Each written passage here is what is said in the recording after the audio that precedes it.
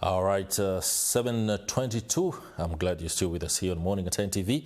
It's time for the business update, and we'll be talking leveraging innovation to drive the enterprise industry. I have two very lovely guests who will be talking to us about many of the things that are innovation, especially for enterprises. But let me first go through our preamble. The COP 360-degree Innovations Awards will be a key highlight of the Africa Industrialization Day Gala or dinner. The 2025 edition of the awards comes at a pivotal moment as Uganda hosts the Africa Industrialization Week under the theme Transforming Africa's Economy through Sustainable Industrialization, Regional Integration, as well as Innovation. As we commemorate the day and celebrate outstanding innovators, the conversations are here, and of course joining us for this particular one is Jen Amuge Okello. She is the Operations Director at the Uhuru Institute. Many thanks for joining us. We're also joined by Brian Jemba, Chief Executive Officer at Goldstone Consulting. Good morning. I'm glad to be here. Let me begin with the lady to bring us up to speed with the awards and what innovation is, especially when it comes to Uganda's enterprise landscape. Good morning, viewers. The COP 360 Innovations Award is an initiative curated by the Uhuru Institute in partnership with Goldstone Consulting. We are also being supported by the Bank of Uganda, NTV, and Busara Center for Behavioral Economics, and also we're working with Stanbic Bank.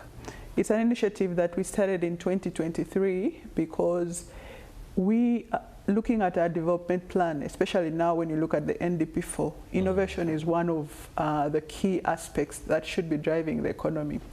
But also if you look at government investment in cooperatives, whether it's PDM, or Emyoga, or just a lot of the investments that government is putting in place, it's mostly with cooperatives.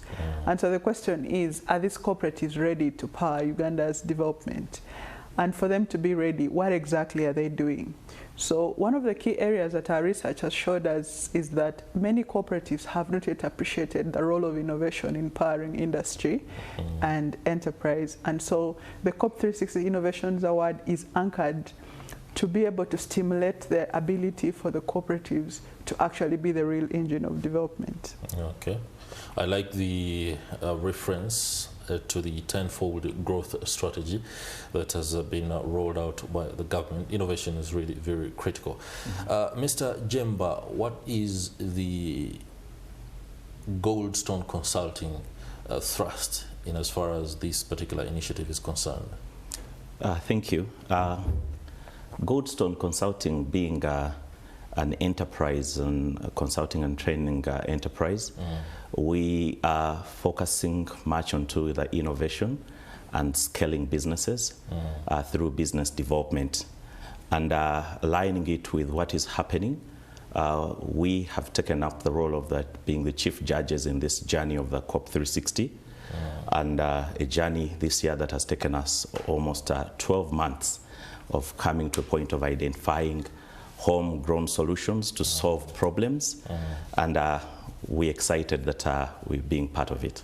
Okay. Let me stay with you on this. What are the key drivers of innovation in Africa today, and which sectors or areas are emerging as most significant hotspots? Thank you. Africa is predominantly having a young generation. 60% of our population is below 25 years.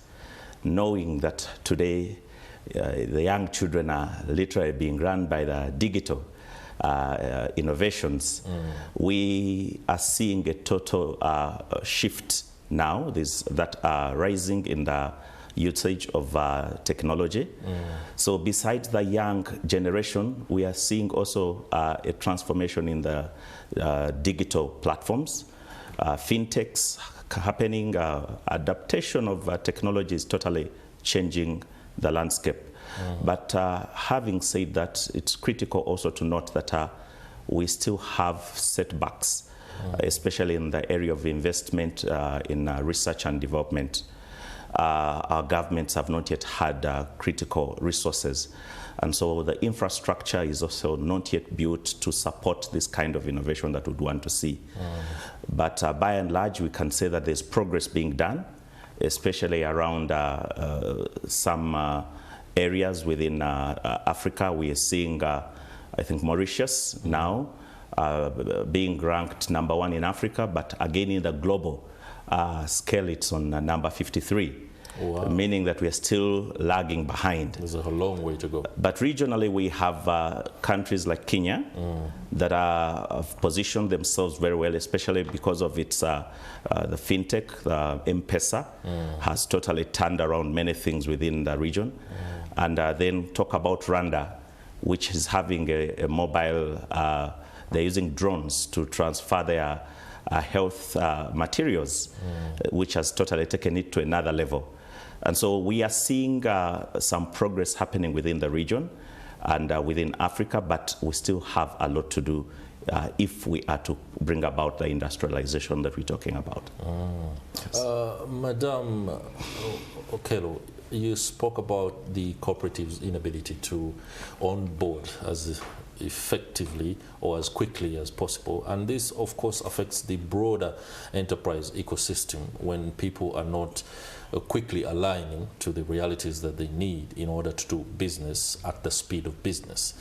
When you look at the scorecard for the awards, I don't know whether this is the 4th, 5th? This is the second. Second? Yeah, this should be something that offers a lot more impetus to the first. Could you quickly give us a scorecard on how this has impacted the enterprise ecosystem in the last 1 year? So when we started this journey of the Innovations Award, firstly, we realized that most people think that doing good things is being innovative. So for example, someone will tell you, we are using M-Circle. M-Circle is a tool that has been designed by a company. And so a cooperative comes and pitches that as an innovation. So you start realizing that because of the efficiency that they're using has created, they imagine that it is their own creation.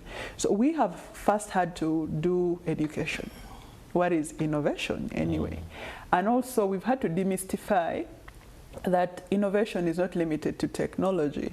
Oftentimes when people hear innovation, they're thinking of technology in the sense of either a phone, a drone. You know, we have had to help people understand that innovation is about enhancing processes. It's about, you know, enhancing curriculums that, you know, you're using to educate. It's about real product innovation, it's about process innovation, and why this is critical is you then start seeing that after the education, firstly we are seeing a mindset shift in cooperatives. They start being uncomfortable with what is ordinary. And so then we are seeing competitiveness. For the cooperatives that engaged in the first Innovations Award, we have seen them yearn for bigger markets, because now we've opened their eyes, you know, through the work that we do together with NTV. There is all this media exposure of what they're doing. I could give examples. The cooperative that won last year is into potato. And after they got the award, they got market with Sams and many other, you know, clients actually wanting to buy from them. When you look at cooperatives like Chibinge also that participated, they started getting orders from China. So you see that with the Innovations Award, cooperatives then start thinking of their products and services in a different way, but also other cooperatives get motivated to think about their businesses differently. More critically, this Innovations Award is not an event, it's a process. Like Brian said, we have taken 12 months to get to today's grand finale, and throughout the process there's a lot of BDS. I'll give just a small example. One of our finalists today that is coming from Budaka is an Emyoga circle, and the very first time they sent the application, it was handwritten in an exercise book that was so old, and they sent it to us, and we said, you know, if these guys have this level of zeal and they want to participate, so walking that journey from a handwritten application to today having leaders of an Yoga cooperative going to stand before the African Union delegation and all these guys, you see that we are building confidence.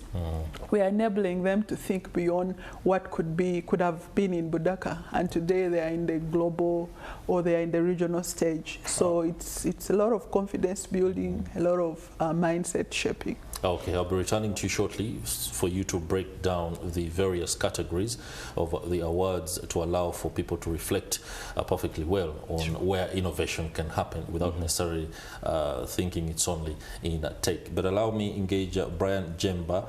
The 2025 Global Innovation Index has Uganda somewhere. I haven't really taken note of, but earlier you spoke about the fact that Mauritius is leading in Africa, but still 53rd across the globe.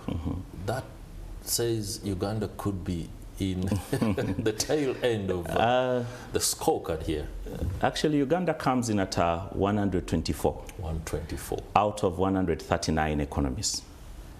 So it tells you the journey that we still have to do.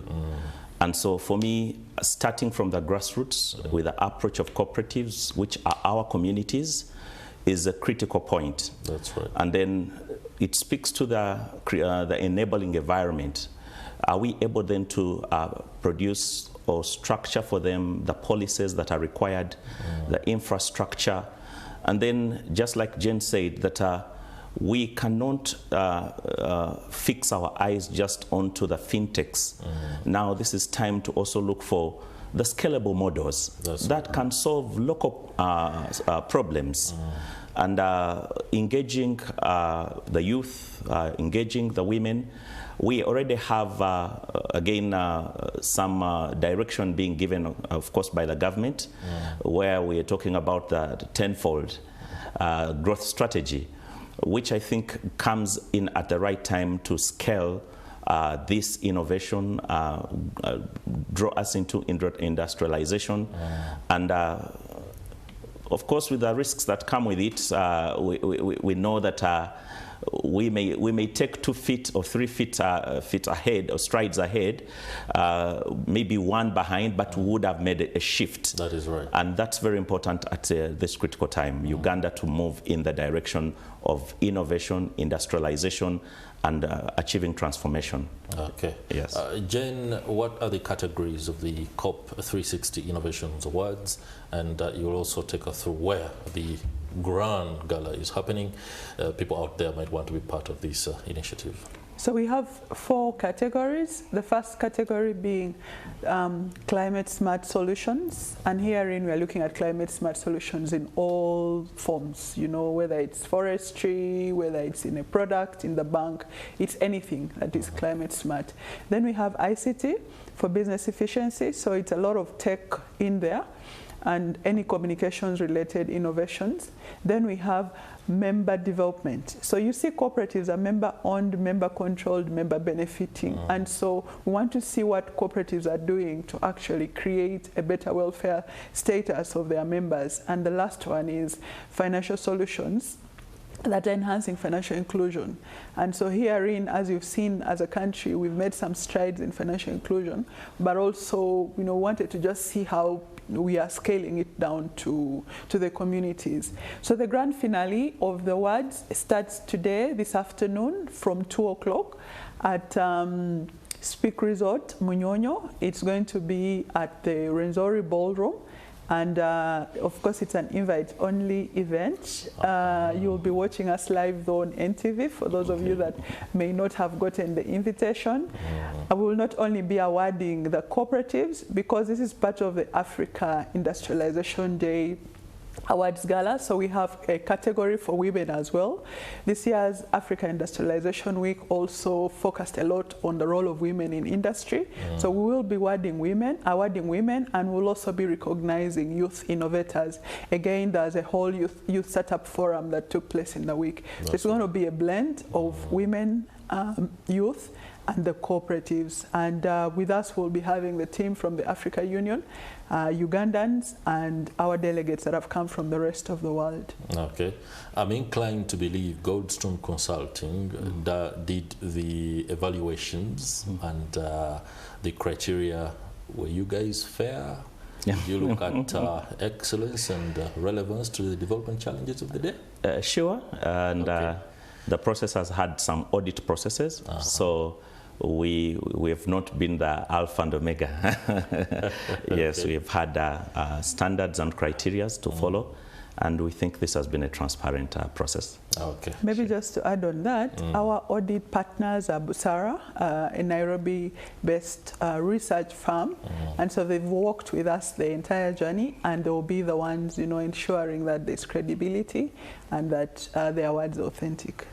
Okay, thank you very much, Jane Amuge Okello, Operations Director at the Uhuru Institute, and many thanks to you to Brian Jemba, Chief Executive Officer at Goldstone Consulting. Your perspectives and insights on leveraging innovation to drive the enterprise industry have emboldened our understanding of what exactly is being undertaken and how best each one of us can contribute to the tenfold growth strategy that the government rolled out. That will do it for the business update.